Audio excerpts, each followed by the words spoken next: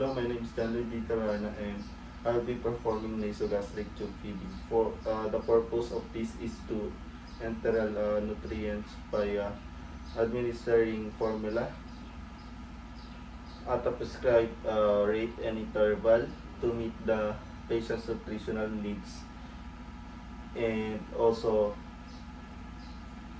without any complications. So, planning, we have to prepare the patient and we have to prepare the materials we are needed. So, uh, we have the uh, disposable feeding pump and also a septic syringe. We also have the stethoscope, indicator, pH strip uh, if needed. We also have the prescribed enteral feeding, the gloves, water for irrigation. We also have the uh, alcohol for hand hygiene, towel. Also have the infusion pump, and lastly is the materials to uh, obtain the blood glucose. So through procedure, hello po, ako po si Ngt Feeding na student nurse po ngayon. And kayo po ba si Jamie La Peña? Ito nga pong October 27, 2000. Okay po. Ngayon po is gagawin natin is papakainin ko po kayo via tube po na nakapaglagay sa ilong nyo para po kahit hindi po kayo makakain is kakaroon po tayo ng or para po makain na rin po kayo. So, gamit ang stethoscope.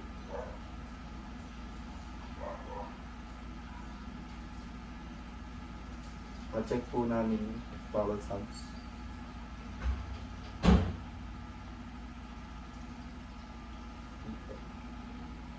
So next is assemble the equipment.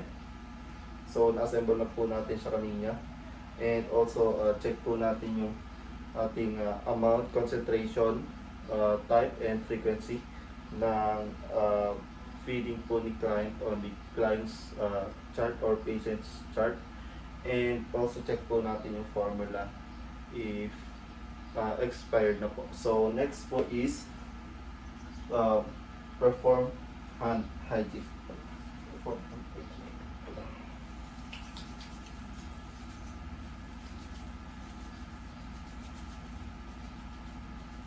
And wear clean gloves.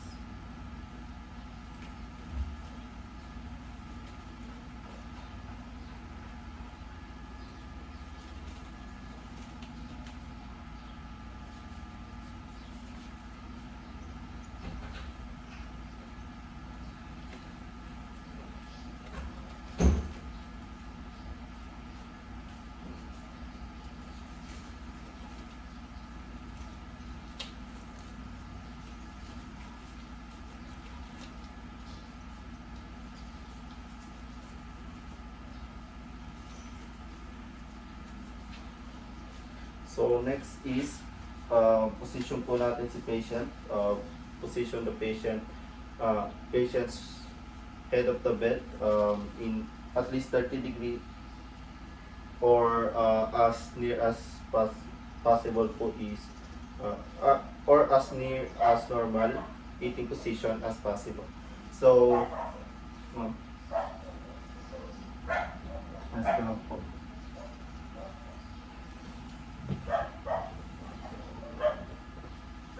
So next one po is to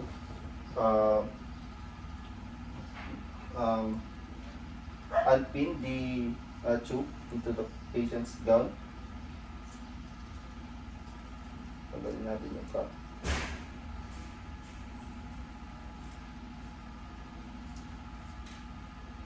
So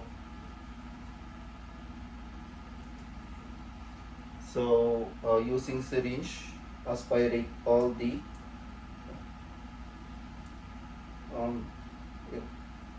so using syringe, aspirate all the gastric contents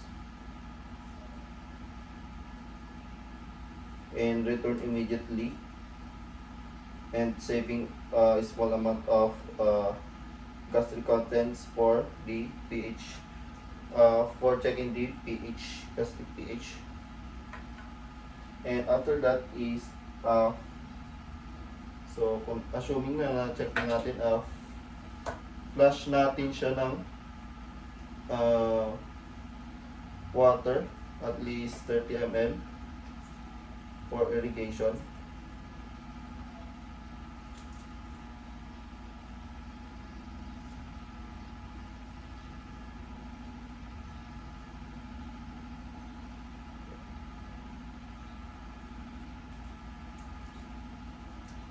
So after that is, proceed po tayo sa feeding if if the residual feeding does not exceed the policy agency, and also the the physicians guidelines, and alis na rin po natin yung syringe sa ating tube.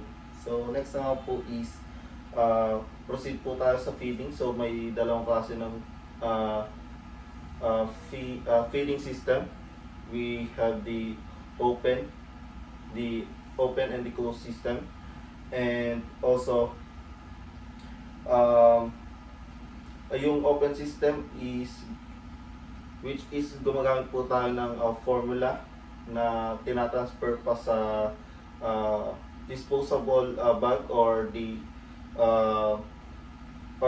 large syringe para po mapakain si patient through tubing, and dumadaan po sa tubing.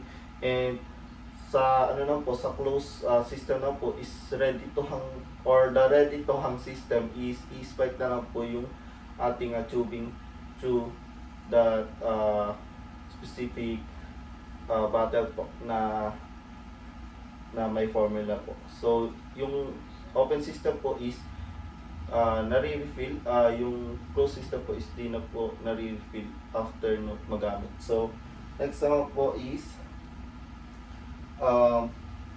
next is, ang gagamitin po natin is the using large syringe. So first, tanggalin po natin yung plunger and connect po natin into tube. So after that po is,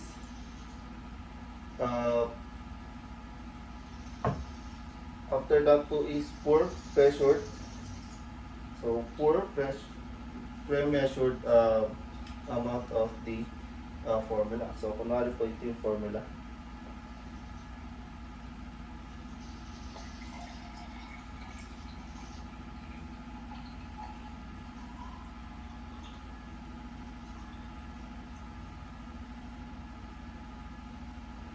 So bago po natin open clamp, so pag binuksan ko na po ito is, dadaloy na po siya kaagad sa tube, and para po may regulate siya is kailangan po natin hawakan yung large syringe by raising or lowering po yung large syringe, and also po is, di po dapat natin ipupush yung ating formula gamit yung ating plunger. So next naman po is, so kunwari po, open clamp ko na po.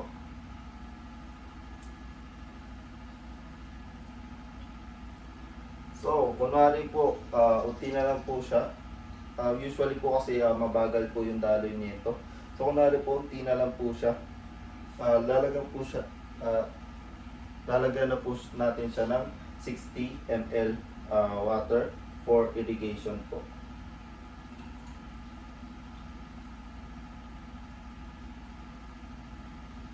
Allow it to run through the tube.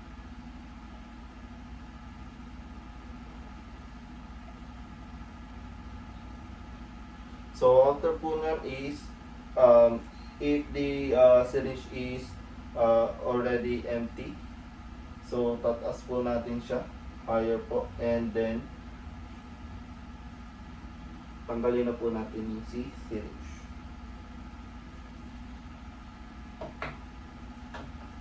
after that po is kangam po natin si si tube, and then secure it uh, with the sterile gauze.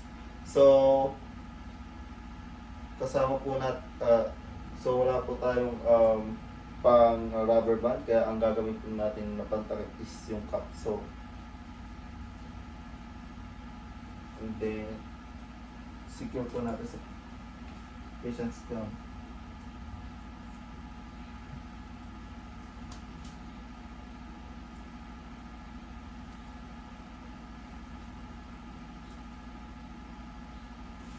So after po nun is we have to observe po yung patient's response during and after the procedure, and also we have to remain natin si patient na naka-upright 30 to 60 minutes after feeding, and also we have to wash our equipment, wash and clean our equipment according to agency policy, and also remove our gloves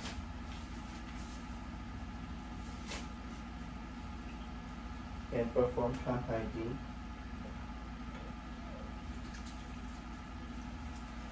So